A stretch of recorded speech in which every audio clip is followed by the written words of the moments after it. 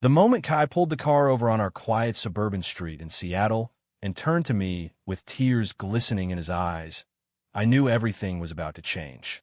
"Leonardo, I can't hide it anymore," he whispered, his voice cracking like thin ice under pressure.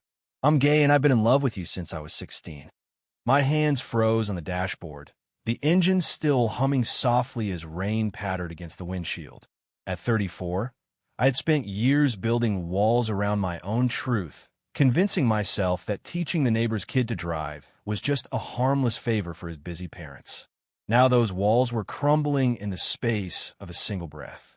Kai sat there in the driver's seat, 22 years old, fresh out of college and still figuring out the world, his broad shoulders tense under a simple gray hoodie. I had known him since he was a scrawny teenager mowing lawns on weekends, always polite, always smiling that easy smile that lit up the cul-de-sac. His parents, the Thompsons, were the kind of conservative couple who hosted block parties and talked about traditional values over barbecue. They asked me because my own car sat idle most days, and I worked from home as an accountant, stable, reliable Leonardo who never caused trouble. I never expected this. I swallowed hard, searching for words that wouldn't betray the storm inside me. "Kai, you're sure? This isn't just nerves from driving." He shook his head, gripping the wheel until his knuckles whitened. "I've been sure for years. Every time you waved from your porch or helped me fix my bike, it was there. I tried dating girls in college, tried to be what everyone wanted, but it never felt right. Only thinking about you did." The confession hung between us like fog rolling in from Puget Sound.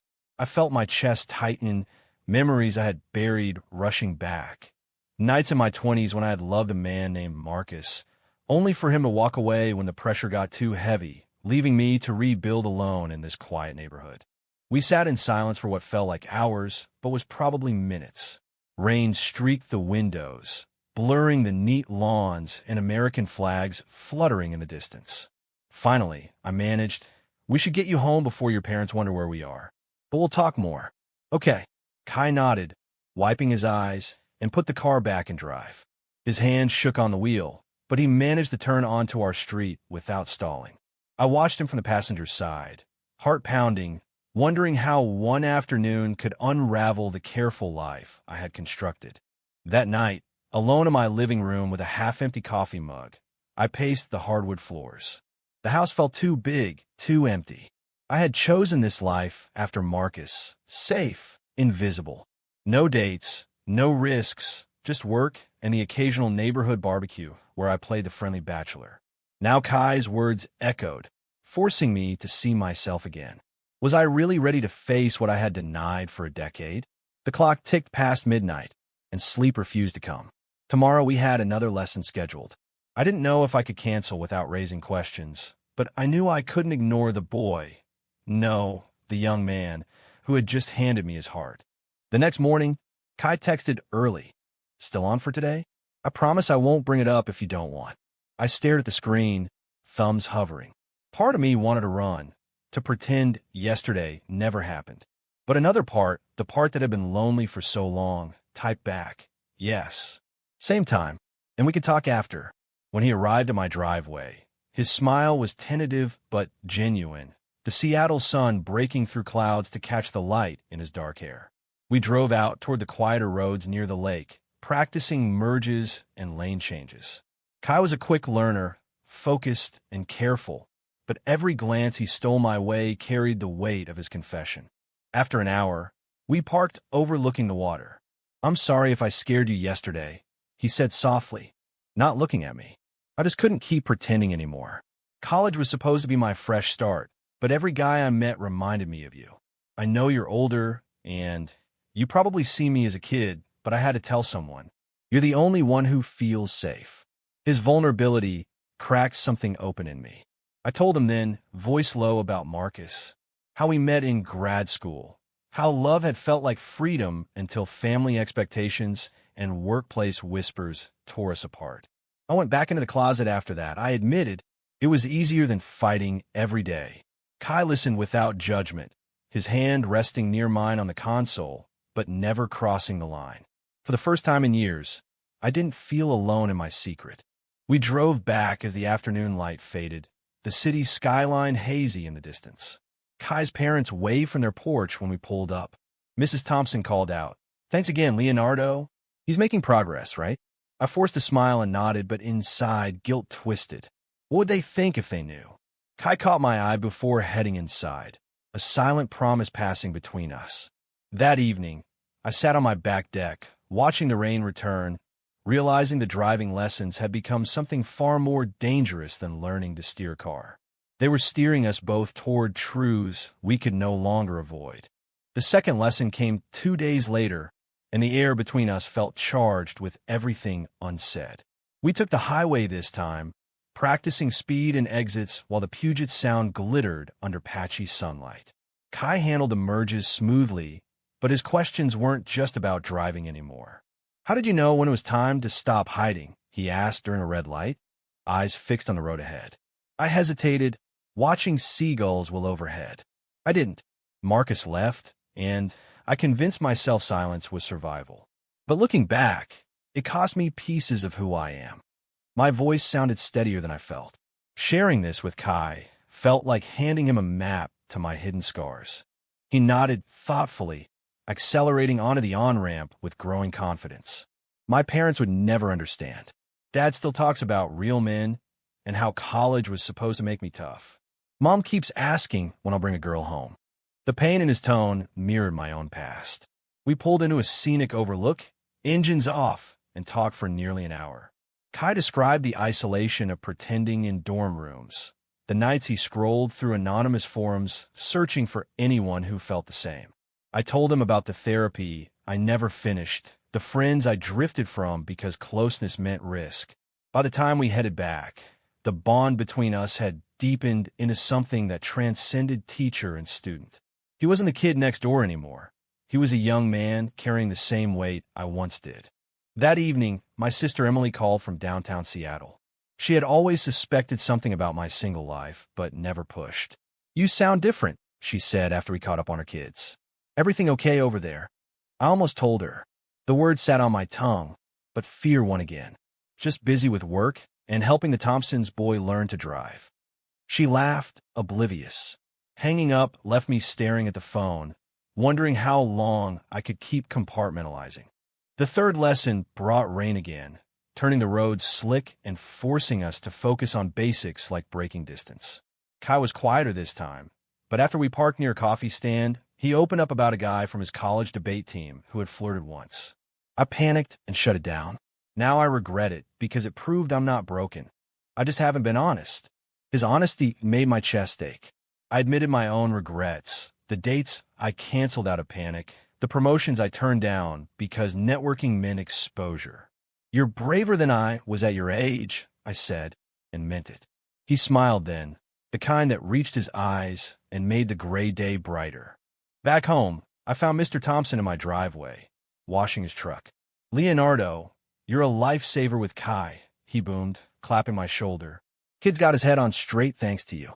The irony stung like salt in a wound. I mumbled thanks and escaped inside, heart racing. That night, insomnia hit hard. I replayed every conversation, every glance. Kai wasn't just confessing his feelings. He was holding up a mirror to my own suppressed life. Part of me wanted to pull away, protect the fragile peace I had built. But another part, the part that had been starving for connection, wanted to lean in. The fourth lesson shifted everything.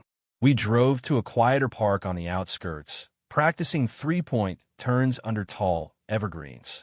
Afterward, sitting on a bench with takeout sandwiches, Kai asked the question I had dreaded. "Do you feel anything for me? Even a little?" The words hung suspended in the pine-scented air.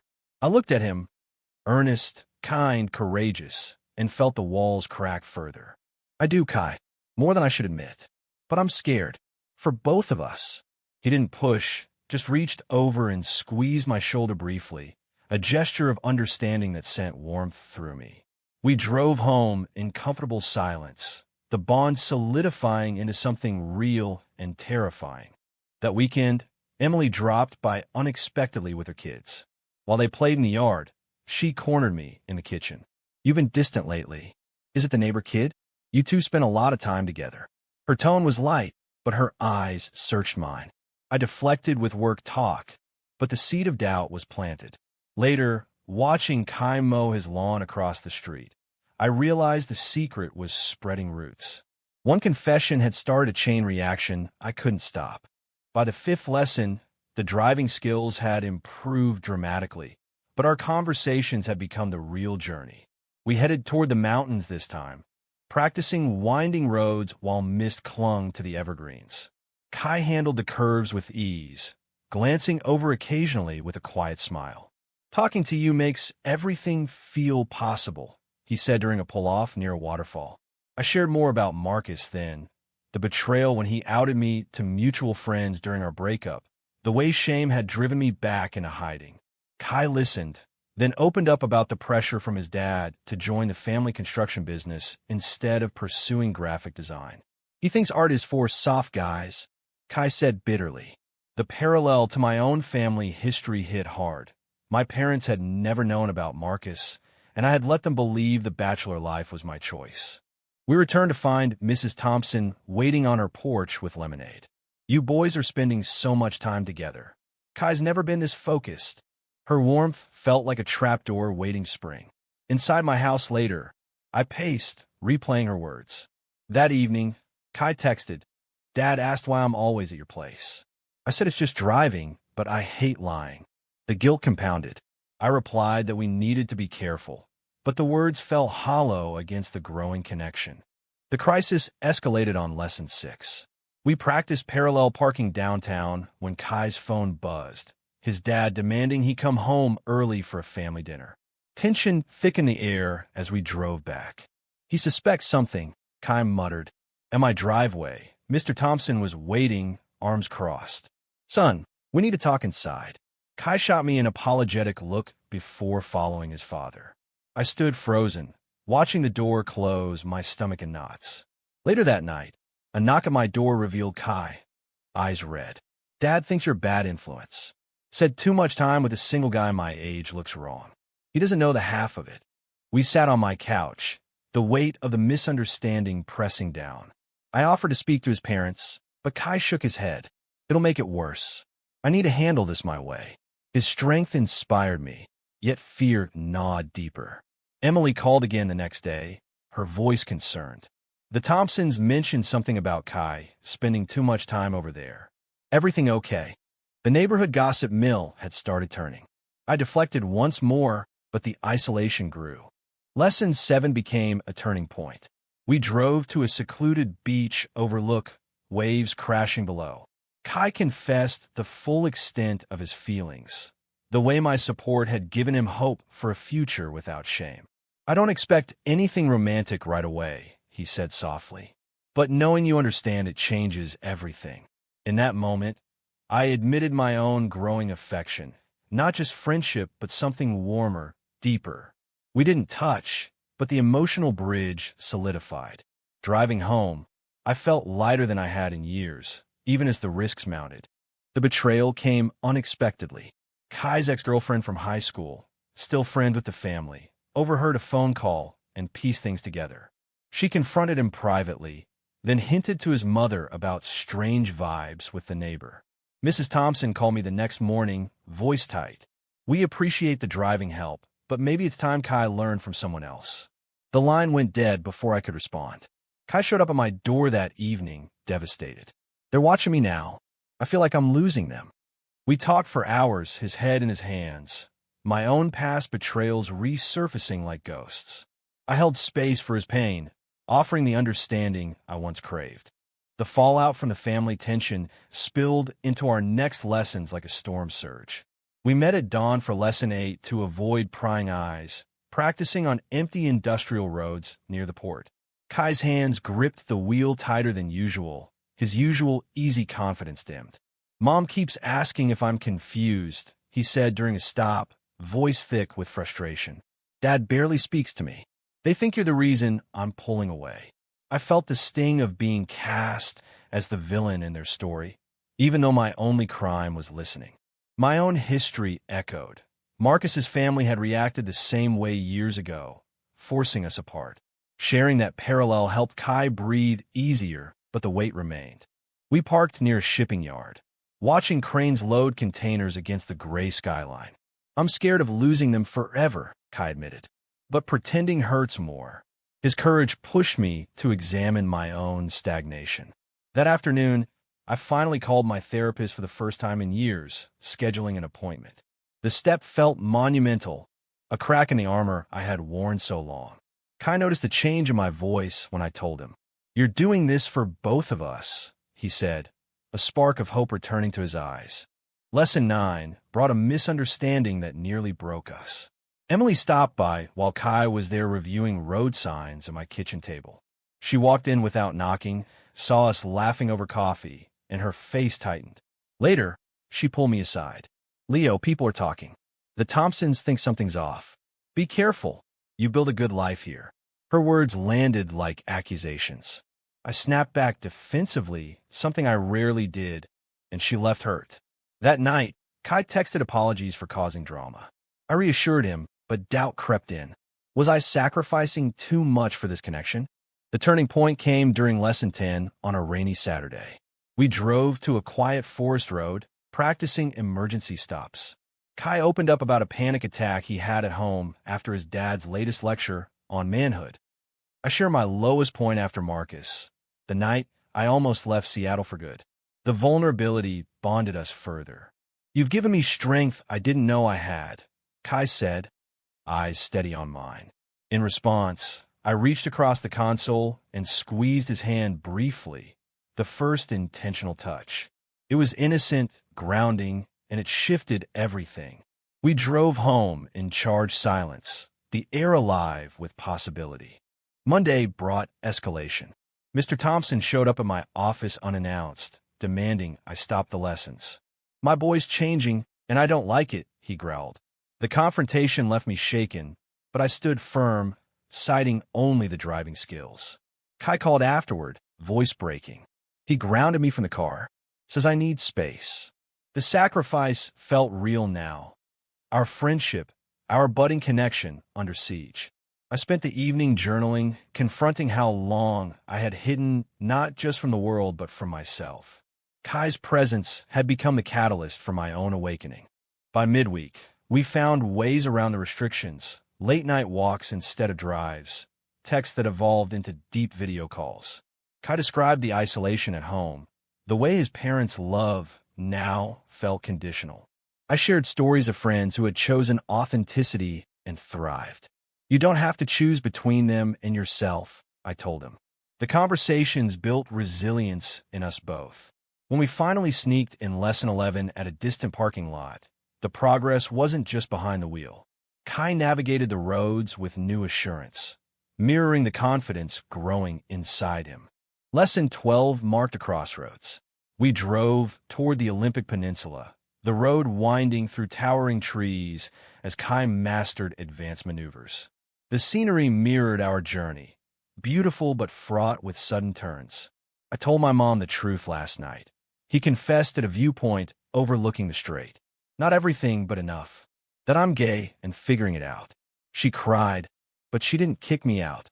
Relief washed over me, yet I knew the battle wasn't over. His dad's reaction remained the unknown storm cloud.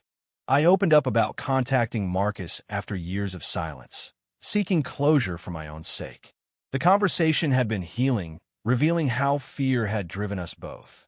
Kai listened, then asked the question that tested us. What happens if my family forces me to choose? The answer came from a place I had long avoided. You choose yourself first. I'll be here either way. The promise felt like a vow, binding us beyond driving lessons. We sat in silence, the ferry horns echoing across the water, a new understanding settling between us. Back in the suburbs, the pressure intensified. Emily confronted me again, this time with concern rather than suspicion. "I see how you light up when you talk about Kai. Just be sure you're ready for what comes next." Her support, unexpected and unconditional, cracked the last of my defenses. I told her everything that evening over wine on my deck. Tears came, but so did freedom. For the first time, I wasn't carrying the secret alone. Kai faced his own high point in Lesson 13. His dad discovered our continued meetings and issued an ultimatum: stop seeing me or move out. Kai chose to stand his ground, packing a bag and showing up at my door at midnight. "I can't pretend anymore," he said, exhaustion and resolve etched on his face. I offered the guest room without hesitation, the decision feeling like the culmination of months of growth. We talked through the night, about fears, futures, the family he hoped would come around. No pressure, just two men navigating uncharted waters together.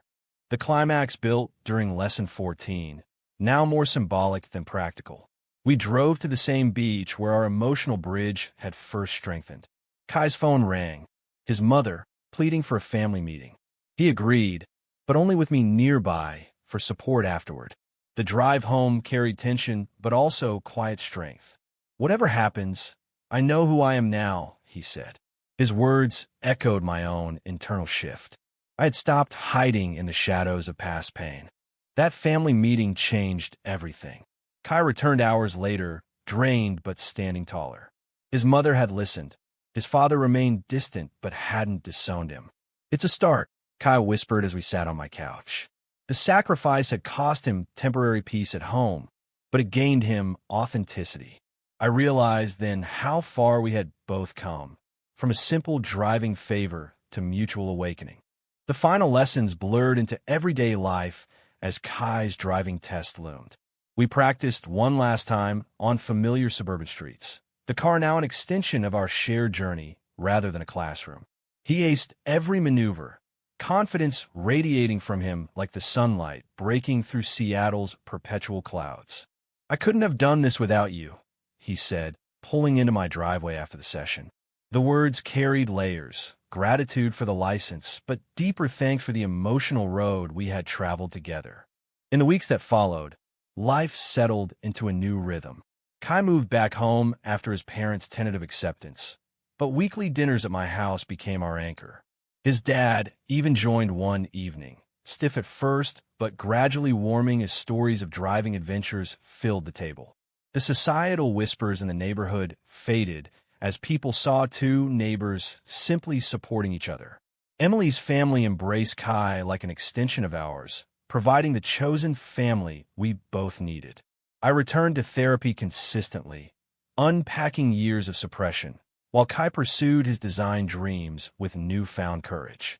Our connection evolved naturally into something profound and steady, romantic in the quiet ways that mattered. Shared sunsets at the park, late-night talks about dreams, the comfort of knowing someone truly saw you. No grand declarations, just consistent presence through the remaining storms. Kai passed his driving test on the first try, and we celebrated with a road trip up the coast, windows down and laughter echoing. The man who had once confessed in a Rain Street car now drove with the ease of someone who had claimed his whole self. Looking back, that first shocking confession had been the catalyst for both our transformations. I no longer lived in the shadows of fear. Kai no longer carried his truth alone. The family pressures, misunderstandings, and sacrifices had forged something unbreakable. As we stood together on a bluff overlooking the ocean on our final evening of the trip, the glowing horizon mirroring the peace we had found, I realized the journey had been worth every risk. True or false? Hiding your true self always protects the people you love?